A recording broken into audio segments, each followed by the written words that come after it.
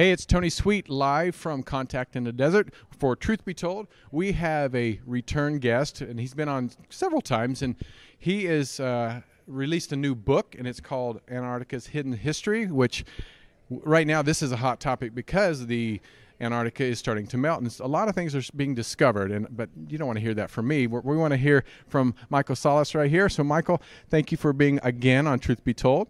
We are excited about your new book. So, tell us about the new book, and then we're going to talk about what you're doing here at Contact in the Desert. Sure. Well, the new book basically focuses on the evidence that the Germans established a breakaway colony in Antarctica during the Second World War, and that after the war, deals were struck to maintain that colony and to expand it with the help of American corporations that worked with the Eisenhower administration to kind of like get as much of the kind of know-how in building these advanced technologies that the Germans had developed in Antarctica. Wow. So actually, well, the biggest question would be for me, if I was not in this UFO industry or genre, is why Antarctica? I mean, it's so cold. There's not a lot of resources there. Can you tell us why Antarctica? Why is it so important? Well, and Antarctica was chosen by the Germans because in 1936, when Hitler was basically thinking through what the ultimate goal of the Third Reich was going to be, they wanted to restore the German Empire. Now, they couldn't just go out and recolonize different parts of the world, so they looked at a place of the world that didn't have any colonies, and they thought, well, you know, we have the scientific know-how, and we want to establish a colony in Antarctica. But I think they also had a lot of kind of esoteric knowledge, information, saying that Antarctica was a place that was connected to their ancient history or to the kind of mythology of the Hyperboreans, that the Nazis believed actually that there was a civilization going back before the Great Flood, and that it had colonies in Antarctica, and so they kind of saw Antarctica as a place where they could go there to establish a colony and to explore and find new knowledge that would help the Third Reich achieve its agenda. So where did they find this information to hear about the ancient history of Antarctica? Because like we have Egypt, we have many other ancient civilizations that are visible, but how did we hear about the Antarctica civilizations? Okay. Basically, German secret societies understood the history going back to the pre-flood area, that humanity at one point had been ruled by these highly evolved beings. In the ancients referred to them as gods. We would now call them extraterrestrials, and that they established hybrids, or they called them demigods in those days. But they established hybrid rulers, and these rulers ruled over the entire planet. But that during the Great Flood, Antarctica was the hub for that colony, and it was Atlantis. And so the Germans knew, the Third Reich, Hitler knew, the German secret societies told him that Atlantis was actually buried under the Antarctic ice. So that's where we need to go, establish a colony, and we're going to restore Germany to its rightful place in the world. So that's what he was told. So he gave these German secret societies everything they wanted in terms of resources, manpower, funding, to be able to establish these colonies in Antarctica, thinking that, well, they would use that, whatever they found, to help Hitler and the Third Reich. But at the end of the day, these secret societies had their own agenda. They weren't interested in helping Hitler. So it's a very interesting dynamic right there. And so after World War II ended, when the United States and Europe pretty much took back over control, what happened? Is there anything that changed from what Hitler was doing to what the United States and other countries did after the World War II? Basically what happened was that the German secret societies that had been reliant on Nazi Germany for giving them resources and manpower to kind of like fund their projects, they simply turned from the Third Reich as a state sponsor and now turned to the United States. And so they began talking to their American secret society colleagues, who they have always had unbroken connections with, because these secret societies, they see their ancestry going back thousands of years, well before the development of a nation state.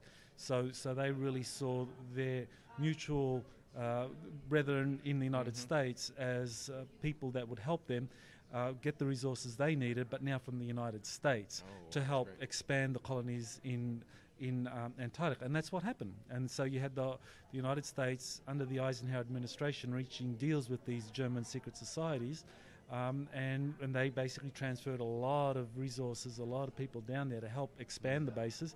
And in return, the Germans gave the American military industrial complex kind of breadcrumbs in terms of breakthrough technologies. Now, it's been almost 80 years, at least in some parts 80 years, since they've probably been in Antarctica. So what has changed, or what have we discovered, or have that, because I'm sure a lot of things discovered that we don't know about, but maybe that you've heard about, or things that have come out in the last 80 years? Well, such as UFO technology or anything of significance. Right, well, there've been a discovery of flying saucers down in Antarctica. These have been witnessed by a number of people. One of the more credible people was this Navy engineer by the name of Brian. Linda Moulton Howe interviewed him, and he talked about seeing these fleets of silver flying saucers flying over the transantarctic mountains. So that's a kind of major development there, that there are these flying saucers that are part of a program that exists, but it's all under the ice. Still. Exactly, yes, it's all under the ice. So you have on the surface of Antarctica a lot of kind of open source, white world science projects that are happening, but under the ice is where all the action is with the secret programs that are occurring there. That's awesome. And you're here at Contact in the Desert. You've done some workshops. You still have some coming up. Most of our audience will see this after it's over. But what are some of the topics that you're going to be talking about today? Antarctica and other topics? Well, today I'm going to be talking about overcoming the deep state, which is looking at how the deep state has, from behind the scenes, exerted this powerful influence, not only over the US government, but over many world governments. And how the deep state is really is a kind of manifestation of the Fourth Reich. Basically these secret societies in Germany that established these advanced technologies, they've combined with their peers in other nations to kind of form this transnational network of industrialists, corporations, secret societies that have these really advanced technologies that they run out of Antarctica and other places, and so they kind of use that to maintain their power. And so I'm going to be talking about that and how we can overcome that, how you overcome the deep state that has this ancient history going back to the flood, and technology that's kind of like out of this world, and all of the resources and the funding. So how do we fight that as kind of like private citizens? So I'll be talking about that. And one last question, and what came to my mind is, without Hitler, a lot of technologies wouldn't have been here today. And I'm not trying to give him credit, but should we credit him in some ways of bringing some of the UFO technology and advancing our technologies here on Earth to what it is today? No, he was really a fanatic. He was a racist. He was someone that basically the German nationalists, while they supported Hitler at the very beginning because they wanted to have a strong state to kind of counter communism, he went way beyond anything that they ever expected. Basically, these racial pogroms, invading Czechoslovakia and Poland, all of these things were beyond what the German nationalists wanted. They saw themselves as the kind of natural inheritors of this ancient wisdom, and they just saw themselves as needing time to build up. So Hitler kind of like came along and did all of these things. So, while they got a lot of resources out of the Third Reich to build their secret bases in Antarctica, they didn't really help him win the war because they realized he was a fanatic. And in the end they didn't care because they realized that there was more to be gained by working in collaboration with the United States, and they had their people in the United States who they were very comfortable with, who helped even Hitler's regime come to power. American companies and American industrialists helped Germany. So there was many people who have written about this history talk about the fraternity, which is this kind of like transnational network, and so they were much more comfortable with themselves, and they used people like Hitler or Mussolini to achieve their ends. And it continues today. Well, everybody go out and get Antarctica's Hidden History. And where can people find this? They can find it on Amazon.com or on my website, exopolitics.org.